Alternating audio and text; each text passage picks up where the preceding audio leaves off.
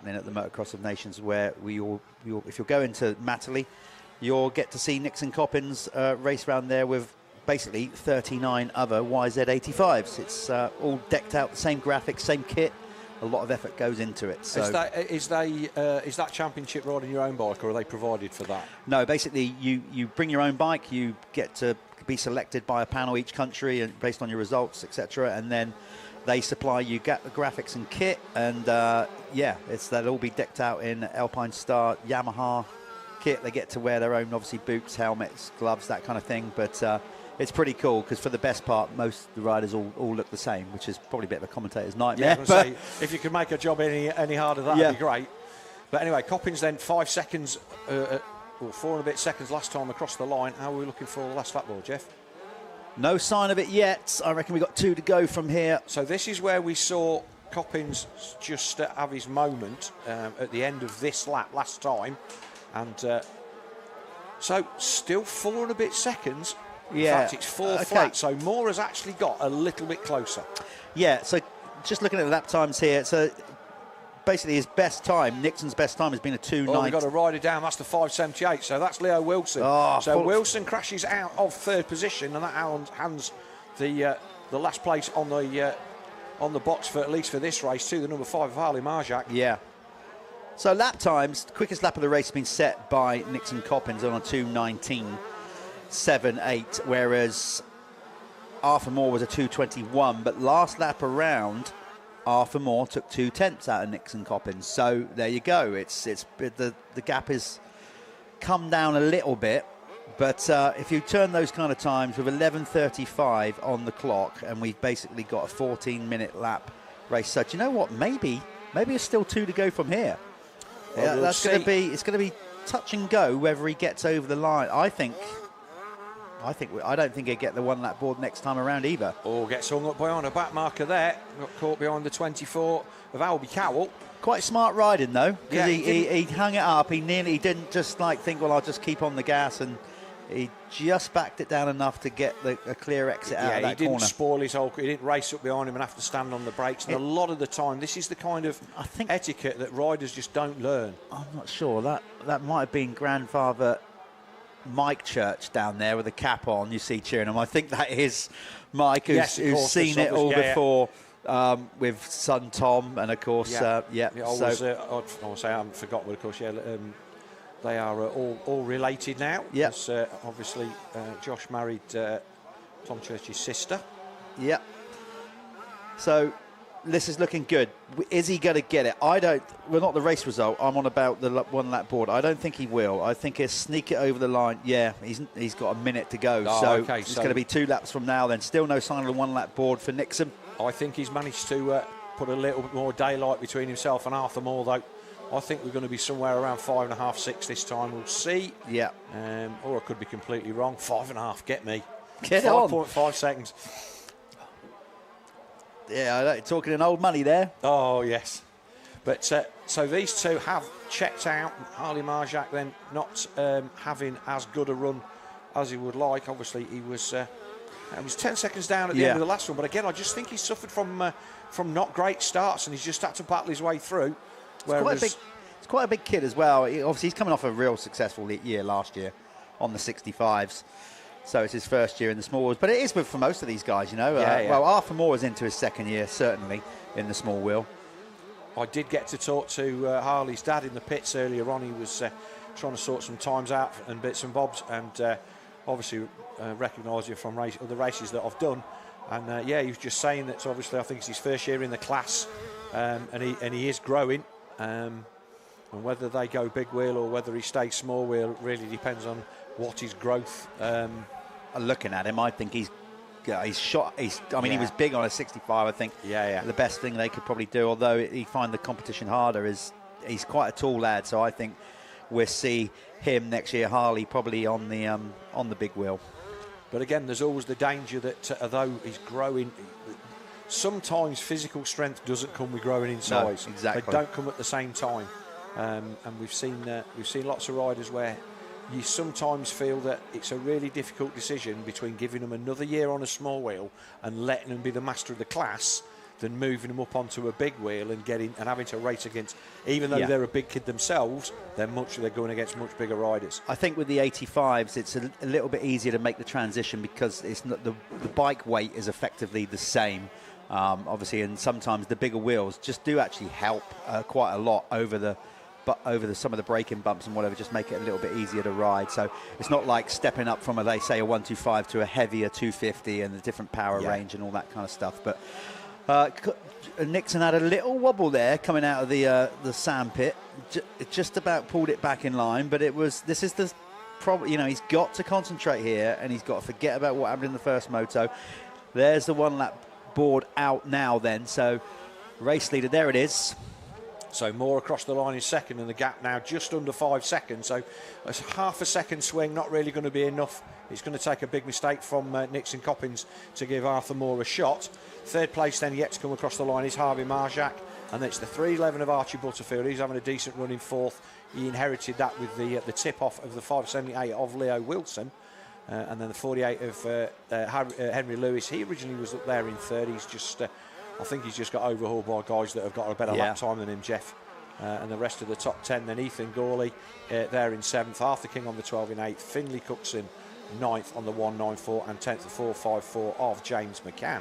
And just to reiterate, this is a combined weekend of racing, first time we've ever done this, of 2 ACU championships. We've got the Dirt Store ACU British Motocross Championship and the Fastest 40 Motul Championship, powered by Michelin. This is the Dirt Store MXGB small wheel 85 category, because we don't have 85 racing at the Fastest 40. So this is a standalone Dirt Store MXGB, also in association with Dragon Energy. So yeah, this is good for Coppins. As I said, he's just had the news this week that he has been selected to race the super finale at Matterley. So just to be at the Motocross of Nations is one thing, to get to ride the same track is something else.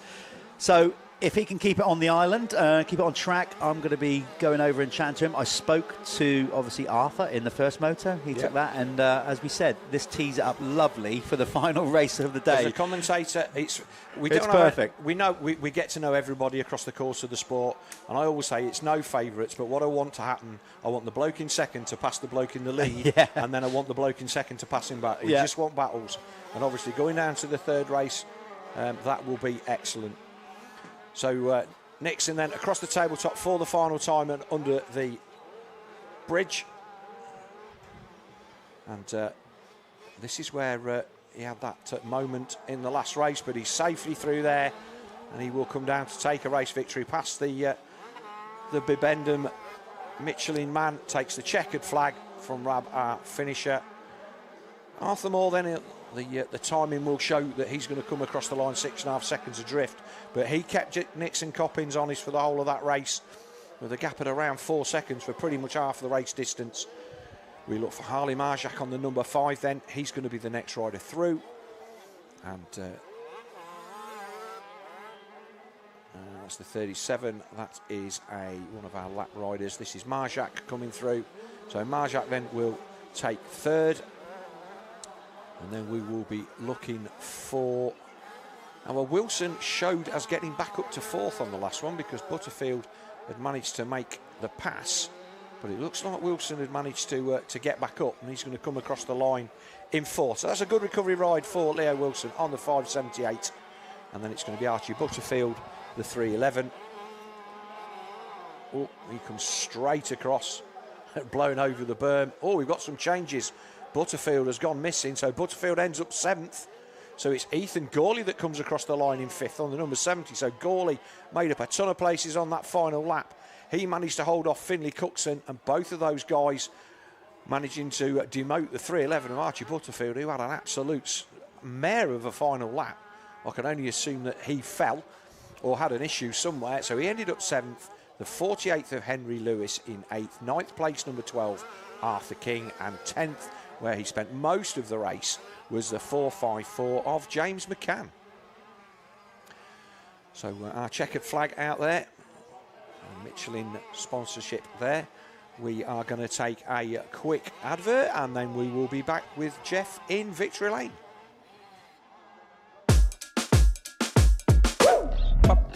julep, julep, julep.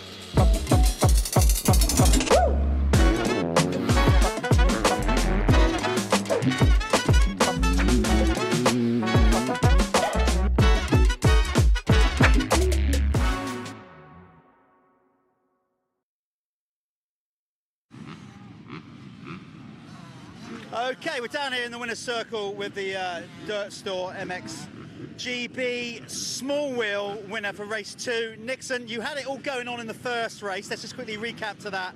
Tell us what happened, because we had issues going live at that point. You had a tiny little topple over in the first one that cost you the win.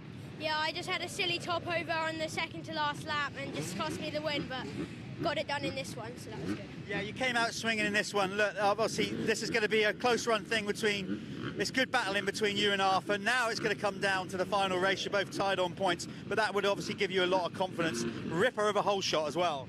Yeah, hopefully I can get a good start again and just reel off the laps like I did that time and get the win.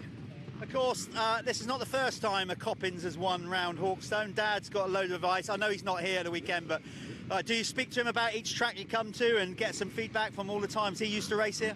Yeah, he always tells me that he won there every time I speak to him about it, so yeah. Just a reminder. Yeah. Yeah, good stuff. Well, look, well done. Anybody you want to thank? Obviously, you're riding for Dad's team, so I guess give them a good shout out. Yeah, I'd like to thank Alpha and JCR, Workshop Graphics, my dad, my mum, Moto Extreme, and my granddad and everyone that helps me. Of course. We saw Grandad out there on the live stream running around at the back section, cheer you on. Well, look, have a good second moto. Good luck with it all. Okay, sorry, third moto. We may be seeing back here in a short while because he's got one to go to decide who's going to win this thing in the small wheels. Well done.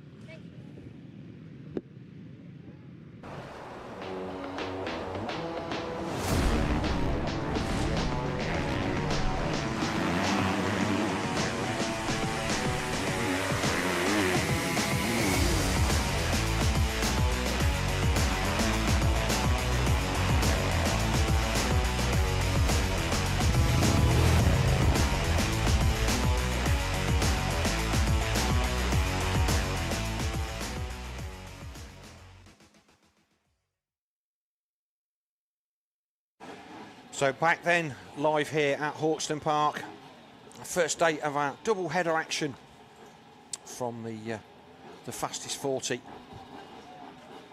powered by Michelin.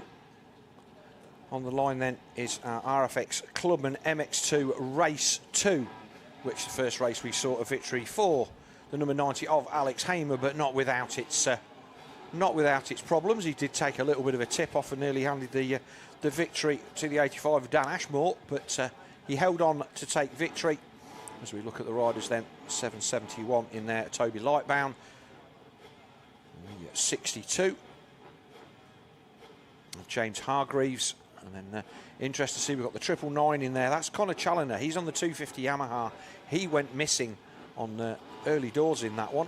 And we see our legend along the bottom, our RFX Clubman MX2 Race 2, our Motul Fastest 40, powered by Michelin, brought to you by Michelin, and obviously RFX Belt, Fly, Oakley, and everybody here at DirtWorld-TV. For those of you wanting to follow us on the socials, Facebook is at Fastest40MX. Instagram is also at Fastest40MX. And the YouTube we've got at mxnationals.uk, and we've also obviously got at DirtWorld-TV on YouTube, or Facebook, Twitter, or X as it is now, and Instagram. So we're waiting then for the 15-second board to go up. We'll see who we've got down this end of the gate.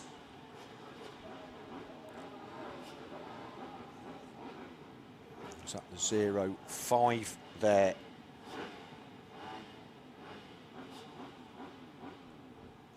See who that is. 333 on the end of the gate. In fact, it's not, it's the 52 now. We sometimes see Harry Foster was there or thereabouts for the race. In fact, I think he did finish second in the first race. He was there or thereabouts, and it is, people do like to start from the outside. A little bit of creeping there from Foster on the lower weight. Let's see who's taking the whole shot. Kawasaki there in the middle. Gets there. Looks like it might have been one of the Wigger boys, I think. We'll just wait through. Looks like there's a bit of a pile up in turn one. So we wait for our race leaders then to appear. Oh, and it is all in white again, the 90 of Alex Hamer on the 250 KTM that takes the lead for the first time into the avenue through the trees. So Hamer there, getting a little bit out of shape. Looks like there's a couple of riders got caught out by the ruts, and he's been chased down by a gaggle of orange there, and they're all KTM mounted. Let's try and see who the second place rider is. The rest of the field streaming through then. Again, we will try and pick them up as they come through.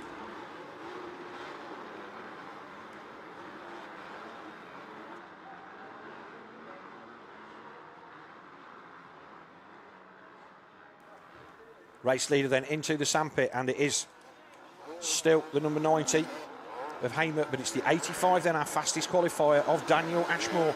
He's there in second. Oh, he makes a real good job of that tabletop. With the rest of them coming by, we've had some track work done on the face of that jump as well. So that's made it a lot nicer. So it is Ashmore. We wait for them to come across the line. That's the timing. They've not broken the beam yet for the first time under the Ashbrook Bridge. Ashbrook, the groundwork sponsors of this circuit. So it is Hamer then currently leading from Ashmore. Toby Lightbound on the 771. He's there in third. Foster fourth as they make their way up the hill. The 195 of George Clark there in fifth. He was really good. Oh, we got a couple of riders down under the bridge as well. Just off camera there. So everybody's streaming through. So George Clark then, he was again a good value for money, and he motored through from well outside the top 10. Corey Collins there on the 174. He was another guy that we saw at the front end of this race and their first visit to the track. And then the 06 of Hayden Stevens, a man local to me, up there in leafy Leicestershire. He's having a decent run as well, having a good season on that KTM.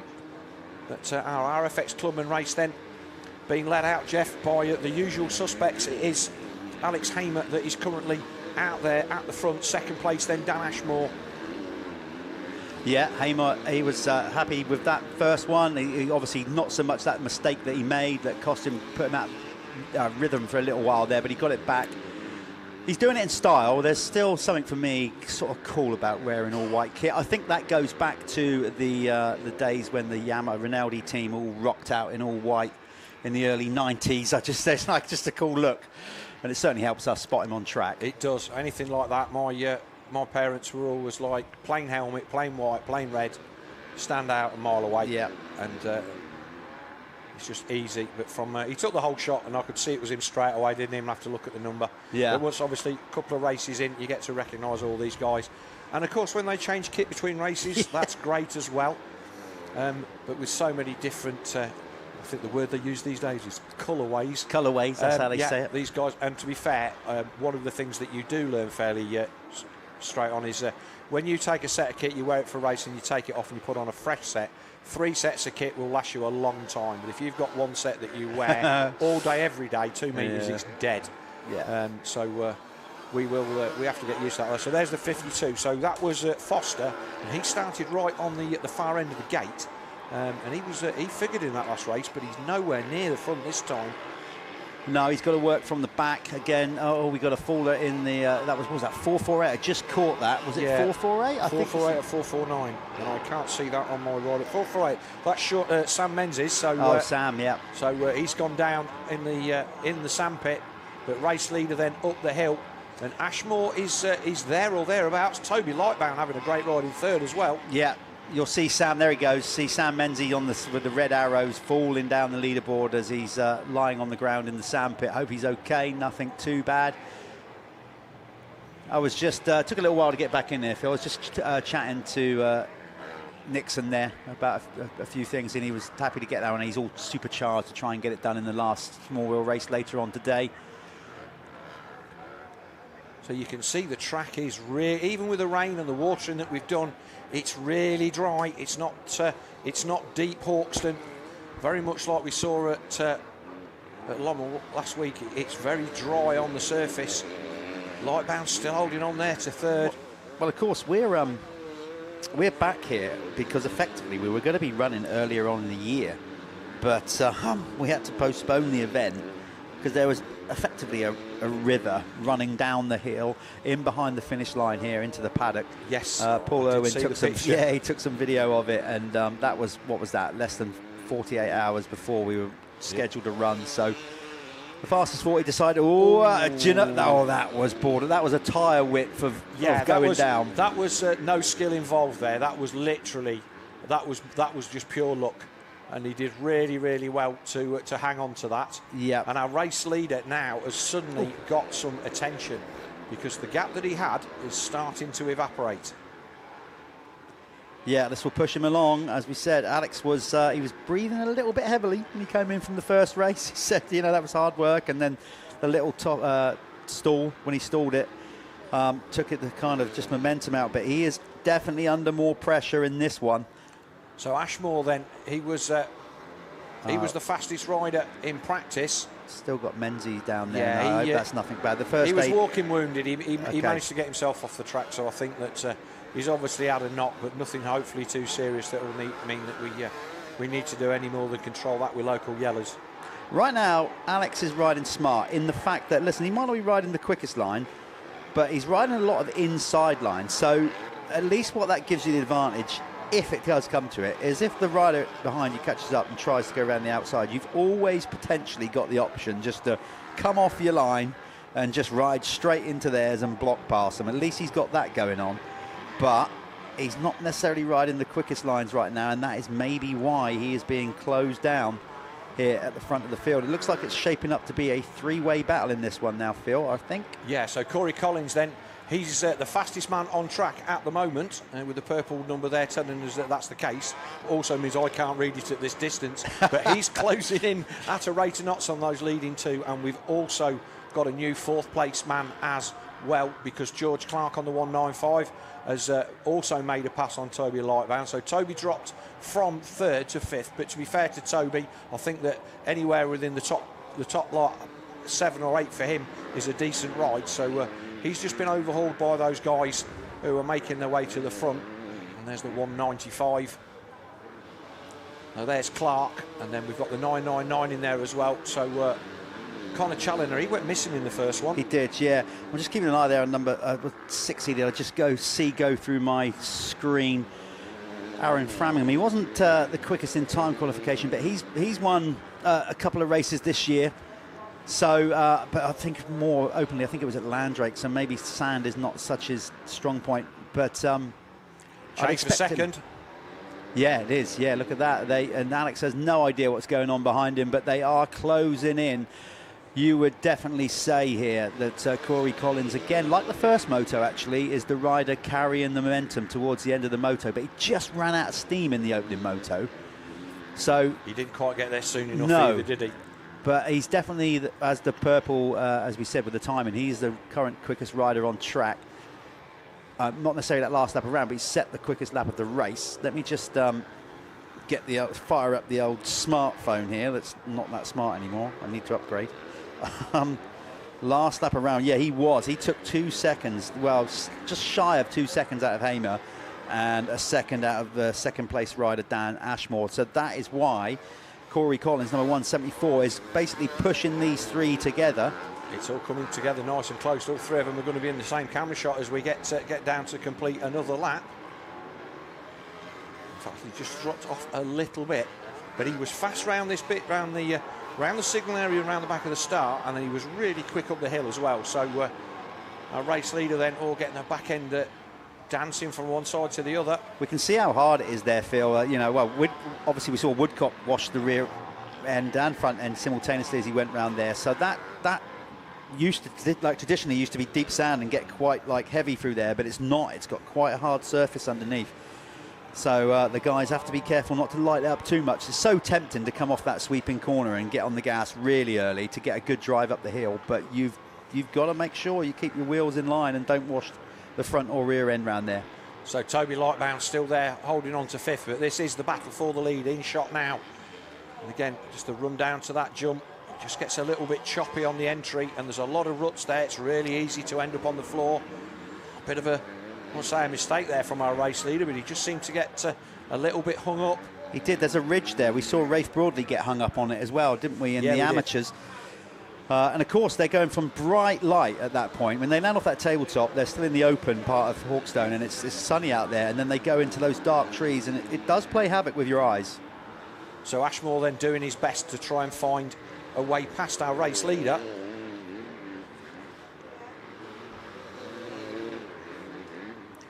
Oh, bit of a mistake, got outside the berm there. He was just a little bit over the top. And again, the third place guy then closing back in. Corey Collins on that 174. He lost a little bit of time, but that's a good clean jump over that tabletop, and he hit. Again, the momentum is just with him. Clark seems like he's just lost the toe and lost a little bit of momentum there. Yeah, it's going to go the distance, as we've seen a lot of races so far. We've still got the static yellows out for that Menzie incident here in the sand pit. So basically, static yellow is the new ruling is basically, you know, like ride with caution. It's not necessarily your wheels come off the ground. I think the new ruling is a significant reduction in speed, basically. Yes. So you can still jump stuff. You don't get penalised for your wheels coming off the ground, but obviously use your noggin. They are riding that well, although I will say the guy in third place there, the flagger had to pull his flag in, and I think that was really a little bit remiss. You need to give the guy who's there, standing there, keeping everybody safe, the space to do that. I don't think we've got last lap flag out yet. No sign of the one lap board yet. Still hanging then from Ashmore, from Collins. So up the hill. The old power drag, you can see. I like the way Collins was just sort of hanging off the back of that, doing everything he can to try and just... It's a fantastic place to watch, Jeff, and obviously we come here as punters for the International, and standing on the upslope of that hill during practice and listening to the bikes absolutely just under total low, 250 and 450. It's not a place on the track that you would watch expecting to be impressed. The hill itself is impressive, but listening to everybody on full noise up there, it really is cool. Is good. Taking me back to, like I said, my love of the 125s. I remember Mike Brown at a British Championship here when he was riding for Cat Honda, just basically sat off the back of it and just wheelied all the way up to the top. Under power, not showing off. He just never got the front end down, but didn't shut off and just pretty much wheelied all the way up the hill. It was brilliant. So Mike Brown still doing the business, been winning races at Loretta Lynn's this week. I watched some of that, yeah. I've watched rather more of it than is healthy for any man of my age. That's why your garden is spiraling out of control, Phil. Shush, don't mention the garden. But yeah, so it's Clark has put in the fastest lap of the race, so he is finding his way, not just finding his way back towards the front of this race. He set the fastest lap, so irrespective of what the other guys are doing, he's coming back to them, and he should be just landing off that tabletop in the background. Those two waves. It looks like they've pulled this corner in a little bit, Jeff. Yes, they have over the years, yeah, and they've built the outside up to more of a bank. So, you can slingshot in there. But at the same time, that line will change throughout the weekend. Early doors, the inside tends to work. As we go through the day, they start to run it wide. Then that gets rough as the badge, as proverbial. And then they go back to the inside line. And that's the point with motocross. You've got to be able to read the track as you ride and make those decisions during the race on a track around Hawkstone. You can't just stick to your same line all weekend and expect it to work for you. No, it looks like our rider in the sandpit has been cleared up, so whatever ills he has, they've managed to help him to his feet and get him off the circuit, so that's all good for Sam Menzies, and hopefully he's not too badly knocked about and we can see him out on track later on today. But here comes the race leader then. One to go. He takes the one lap board. There it is. Oh, this is tight. It is. Not much in it at all with one to go. I'd be, I'm comfortable with if I'm Alex at this point, comfortable where my race has gone, but I would like a bit more going into the last lap than the gap I've got there. Look at that. There they are. 1, 2, 3. Powering up Hawkstone Hill. Brilliant stuff. So Corey Collins, and there goes Clark. So Clark has closed in a bunch on that lap. So has he got anything left to throw at these three? So the gap then, Clark 4.5 seconds down. We saw this in the last race, and he got right on them as they came across the line. But a 1.2 second advantage then for Alex Hamer at the front of this one, with about 3/4 of a lap to go. Yeah, he certainly. Oh, he's right on him. Look at this. And of course, that one lap board It just can pick you up when you're like, when you can see the winner, you can see the leader that close. That's a big incentive for everybody. So everybody just finds that extra little bbit of percentage with 1 lap to go. And to be fair, this is this, like you said, it's a 4-horse race, really. Can't rule out the 4th place guy here. So it's going to be close, but Hamer, can he go wire to wire? He is coming under some severe heat, and you can see how much he's getting pushed along. Ashmore was feet off. He's giving it everything he got. Like we said, doesn't matter the standard of rider. If you're an out-and-out racer, it doesn't matter how many times you ride in the week or what you do. If you're determined to win a race, you're going to get a good one. We got a pass for the lead. Oh, Alex just keeping his line. But, God, if he didn't know he was there before, he knows now. Well, Ashmore went wide in that corner last time and left the door open for the 3rd place man, who's just kind of dropped off a little bit now. So Collins has just dropped out of it. But Collins had a real good run round there on the previous lap. And as a result, this is close. He almost got up to 2nd, it is, isn't it? I don't want to leave. I've got to go and speak to the winner. So I missed this. You get to see right to the flag, don't you? Yeah. Okay, well, look, I'm going to hold on for a little bit longer before I go. I think he's done enough around that back bit of the circuit. Our race leader then, the number 90 of Alex Hamer, out of the sandpit for the final time. This is as big a lead as he's had. Oh, and he sent it over that tabletop. This is it now. The White Knight, and that fly gear looking really nice and clean and sharp, and he's going to come down and take his 2nd race victory of the day.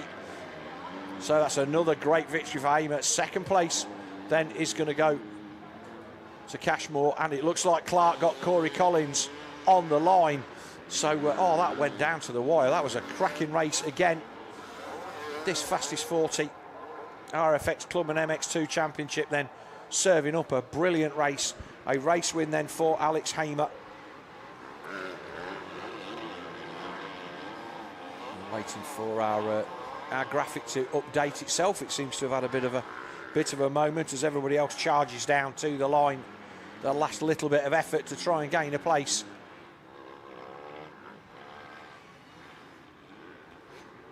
Yeah, it looks like that's all gone to pot, our electronic time in there. So we'll take a break, we'll take an advert, and then we'll go to Jeff down there in Victory Lane.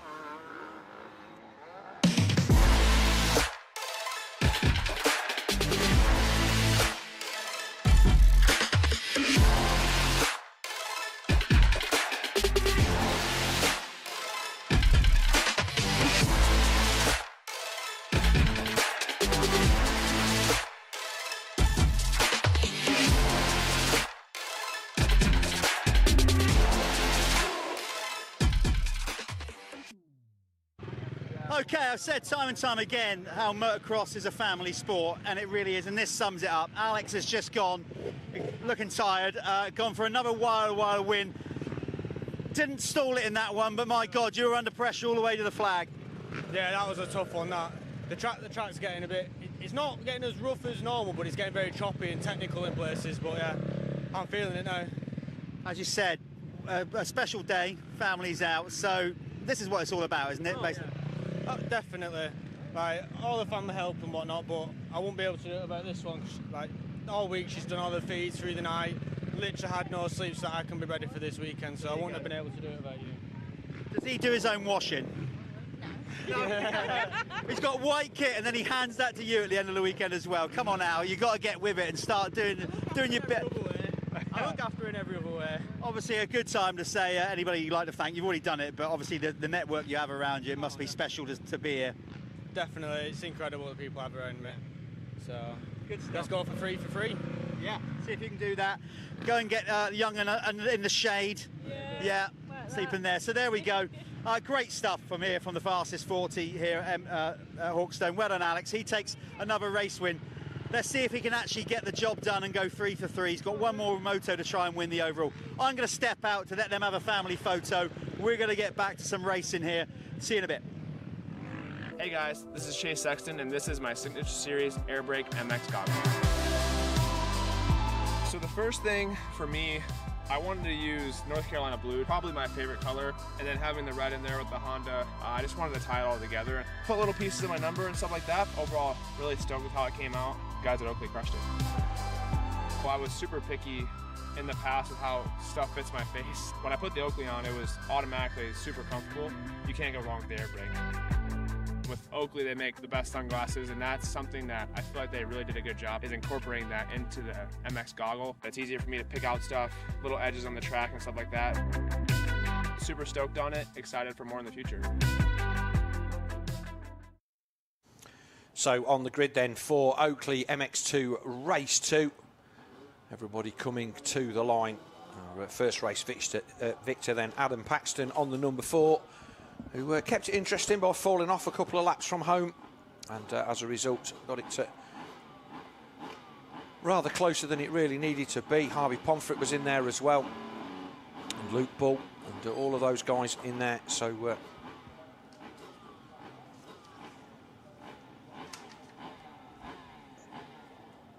everybody coming to the grid. There is the number 15.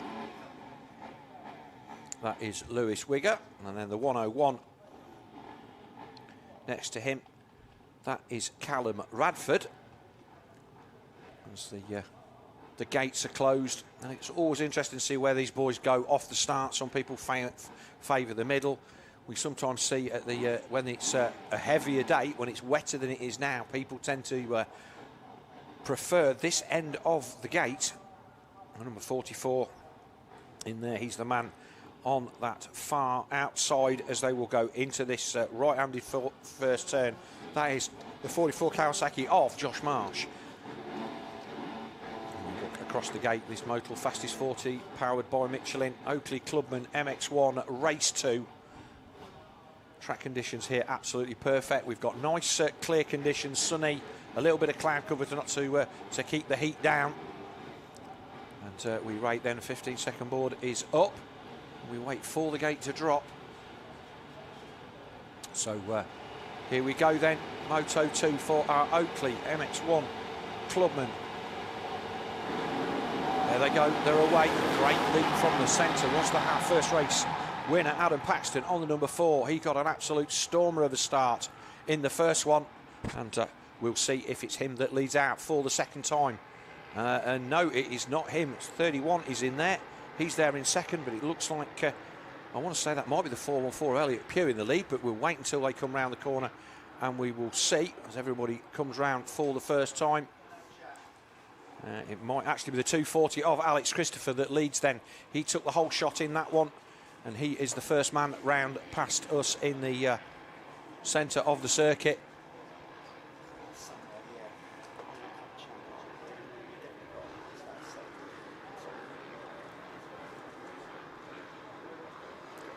So everybody safely through then. By the looks of it, we've got the tail end of our field. Is that one of it? Now that looks like that might be one of the riders that was there up, but it is still the 240 that leads out of the sandpit for the first time. We've got 5 or 6 riders all in there with a shout as well. And as Jeff ensconces himself back into it, our first race leader then did not catch him in the top 5 as they came by the first time, Jeff.